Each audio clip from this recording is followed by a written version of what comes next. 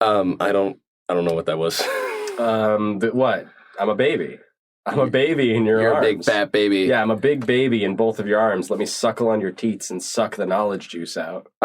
You're not going to get much. That's not very sustaining. Yeah, it's just not a good plan. Yeah, have you listened to our podcast? You're not getting much. No, out of I these. never look back. You're not getting much out of my knowledge teats. No, I put them on the internet, set it, and forget it.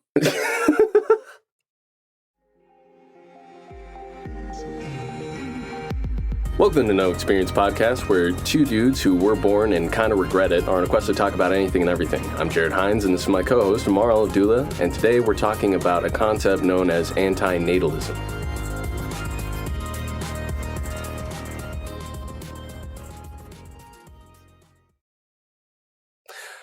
Welcome to No Experience Podcast.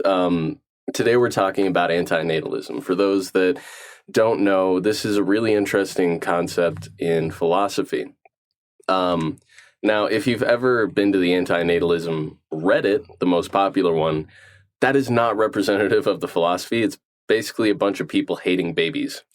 Which is not really what anti-natalism means. No, it's not. It's not at all. That Reddit is just a place for people to fucking hate on babies and children. Yeah, just angry incels who are really mad they'll never have a kid of their own, basically. Yeah.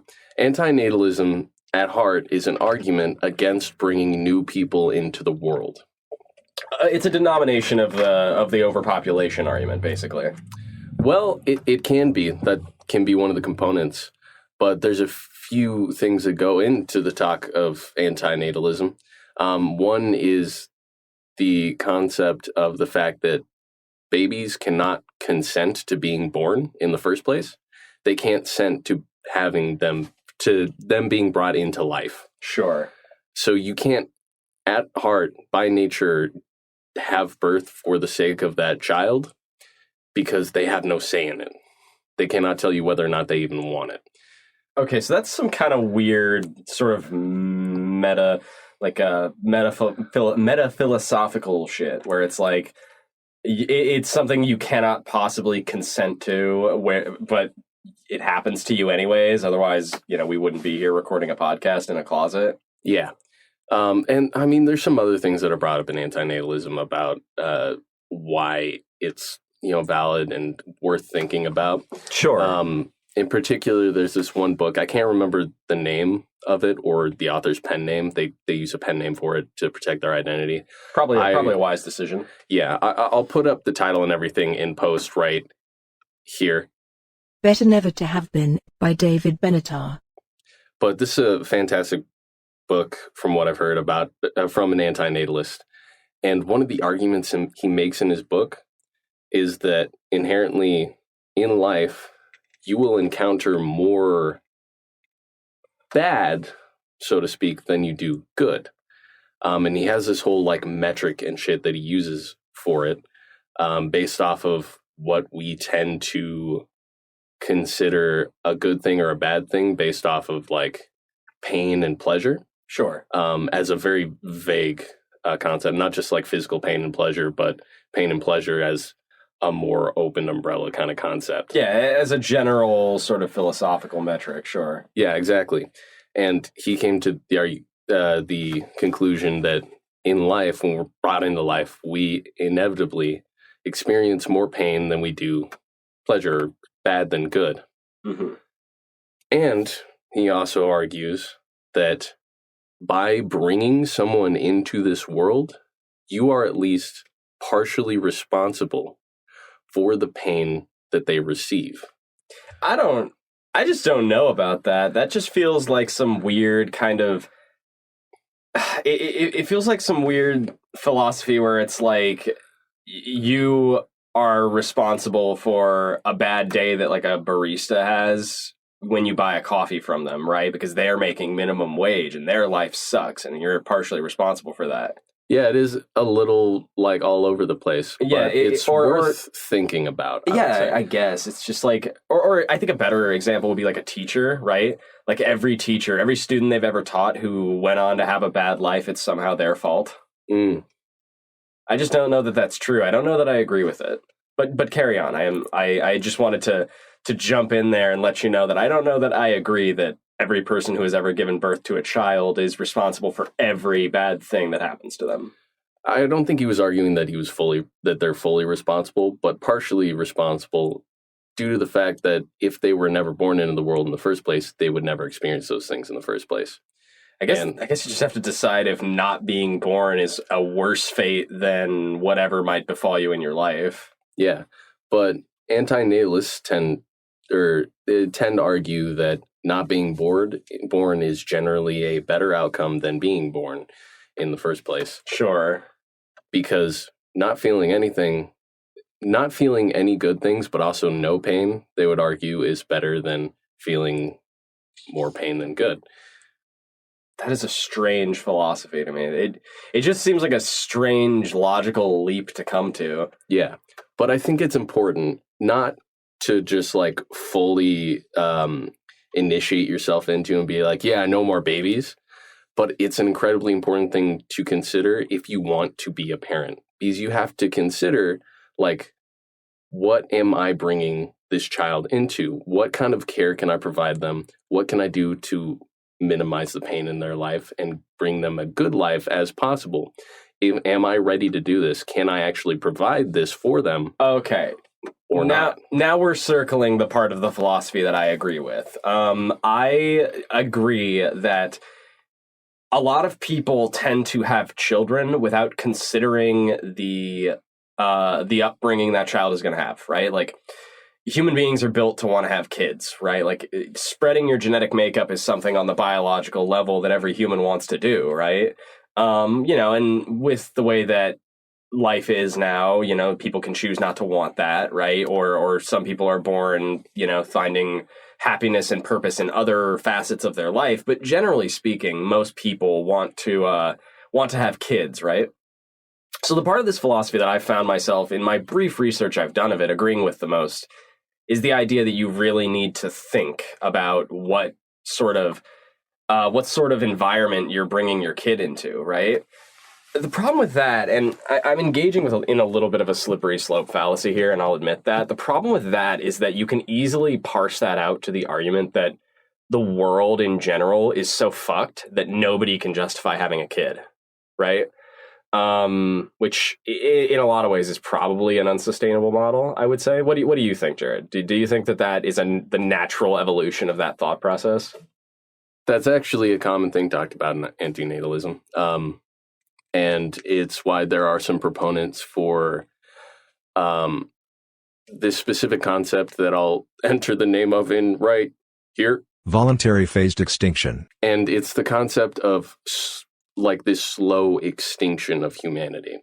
So that as opposed to like outright like genocide and killing people or whatever, it's just people stop having children. Yeah, instead of the bombs coming down, it's a sort of attrition style extinction via just entropy and time, right? Yeah, it's just like a soft shutdown of the system, and there have been like whole plans about how we could do this, like setting up this massive bunker with resources or whatever for the last people who are left to slowly go out of the world without discomfort, or with the least amount of discomfort as possible. Oh, so there's an evolution of this idea that like has people believing that the best thing is for humanity to slowly die off. Yeah, there are people who think that's the best thing, not because of the idea that, like humans are like a cancer on the earth or anything, just purely that it's bad to bring new people in. So that, just by nature, if we stop doing that, humans are going to go extinct. See, that, I don't know, there's this distinct like nihilistic bent to that, where it's like, like, we believe so fervently in the idea that we have to stop having kids, that everybody must stop having them, and we have to die off as a species because of that. I think that in reality, in a perfect world, there is a beautiful marriage between having a sustainable model for the amount of kids that you're allowed to have, the amount of new people that are allowed to come into the world, and the ability for people to want to have kids, right? Like, I'm sure somewhere a person much smarter than either of us could come up with an idea for how you can sustain allowing people to have children, to do the thing they biologically are coded to want to do, while simultaneously dialing back the number of new lives being brought into the world. I think that exists.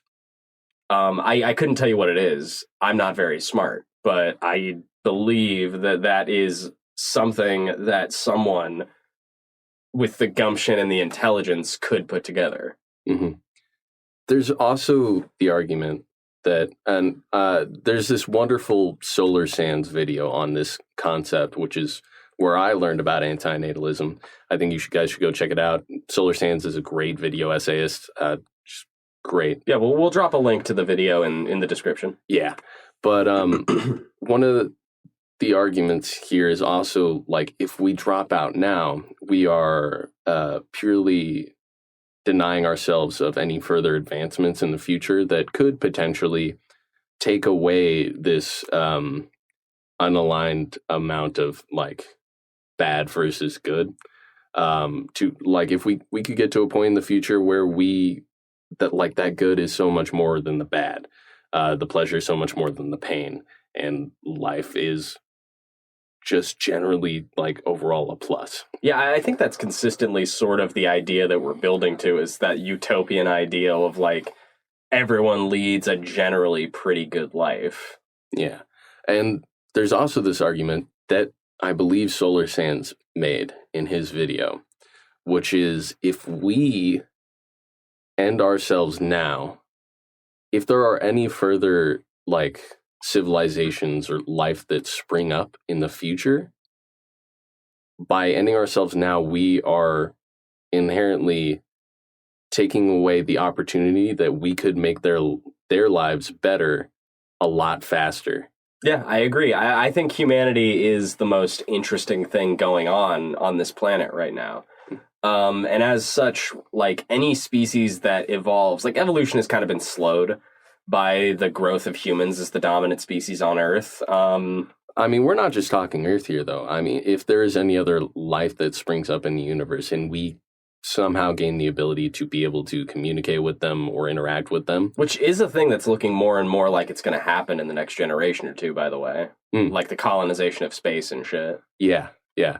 But by ending here, we are denying the ability to help them get through that slog way faster.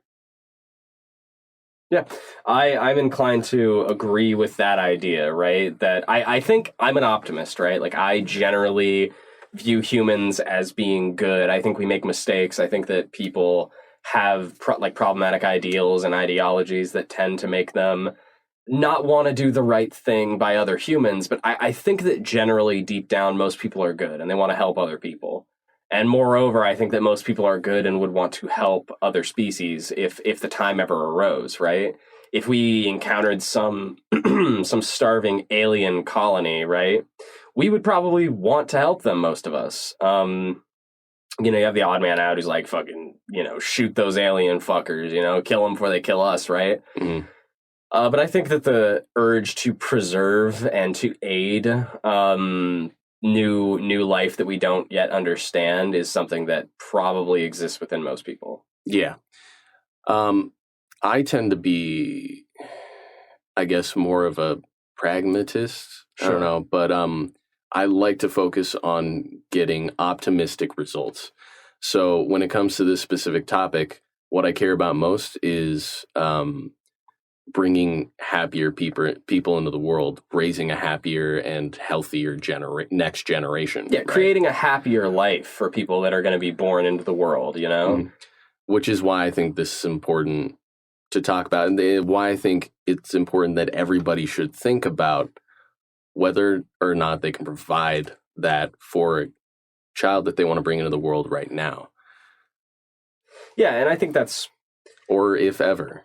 Oh, of course. And I think that, generally speaking, is in a lot of ways getting harder and harder to justify, right? Unless, especially in places like parts of the Western world where capitalism has kind of started to fail us a little bit, it becomes harder and harder for people like middle class people and especially lower class people to justify bringing a child into the world. That's a difficult conversation to have if you don't think that you can provide them the best possible life. And I think a lot of people can't provide that life for them just because of the way that the capitalist system, especially in America, is stacked against us. You basically, under that philosophy, need to be rich to justify bringing a kid into the world, right?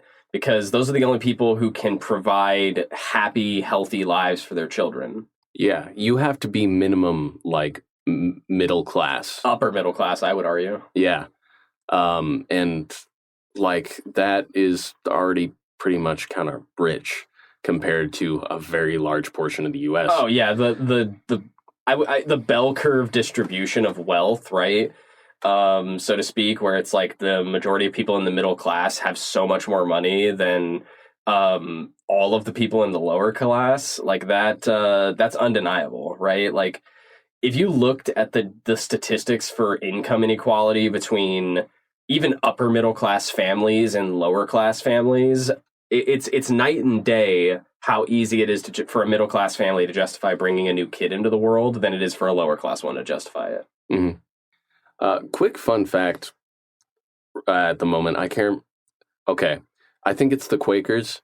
If it's not, I'll put in their actual name right here. If I didn't, then that was just silent. But there is one institution left in the U.S. or like town left in the U.S. of these people that essentially just they don't have kids. Yeah. They do not reproduce at all. And the only way they sustain themselves is by bringing new people into the town. Weird, but interesting.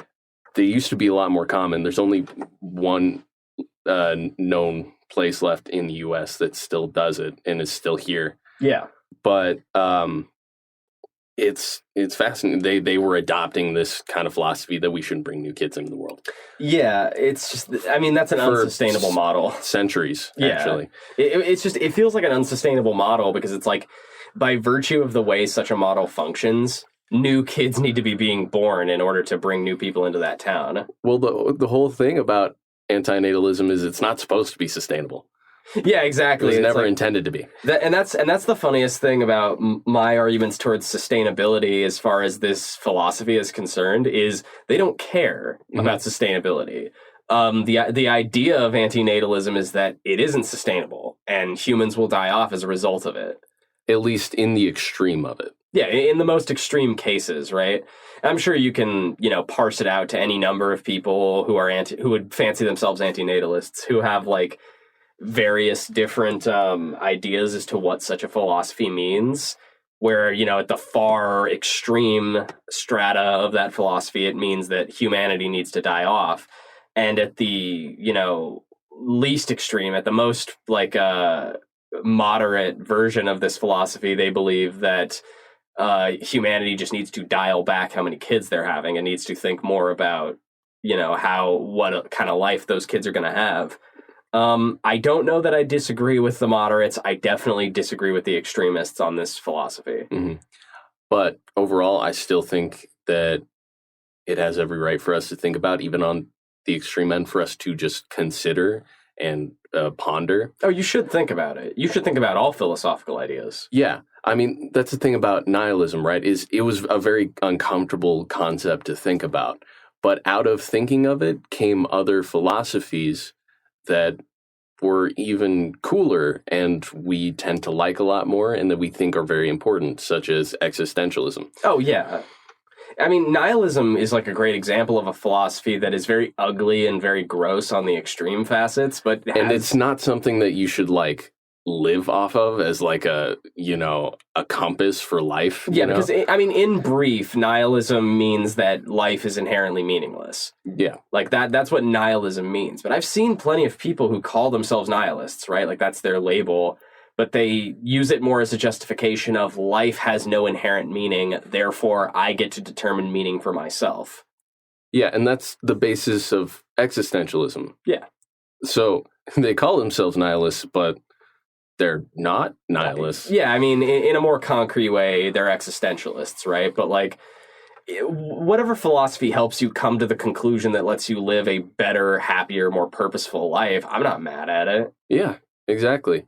And for us to foster more of these really good options philosophically for people, it's good for us to consider the really uncomfortable ones because they can give rise to more beautiful and agreeable ones. Yeah, that are also very useful for us. Yeah, I mean, I've done that in my own life, right? Like I've taken Buddhism as it exists as a philosophical model, and I've built my own version of that philosophy that I use to justify things in my life. It's basically a sort of reckless optimism is what I would consider my philosophy. Is like, an optimism that is like very much like life is generally good, and it frustrates me and makes me sad when people treat life like it sucks, like it's not a gift, like it's not a great thing to have. I understand, a lot of people are like depressive, right? And I think that this is circling on to what I think is my major argument against anti-natalism. The thing that makes me reflexively recoil at the idea is that I think life is a gift. I think life is the coolest thing that we do every day. I think the fact that you wake up every day and your heart is beating is awesome, right? I find that uplifting, right? And I think that it's a tremendous blessing to get to wake up every day and live, right? Because being dead sounds a lot less interesting. Being dead in, the most cynical, secular philosophical way means that you are a bereft corpse that used to have energy in it and now doesn't, and you're going to rot now. And it's like, that sucks. Right? And that doesn't sound like very much fun. So I consider life the greatest gift I have ever received.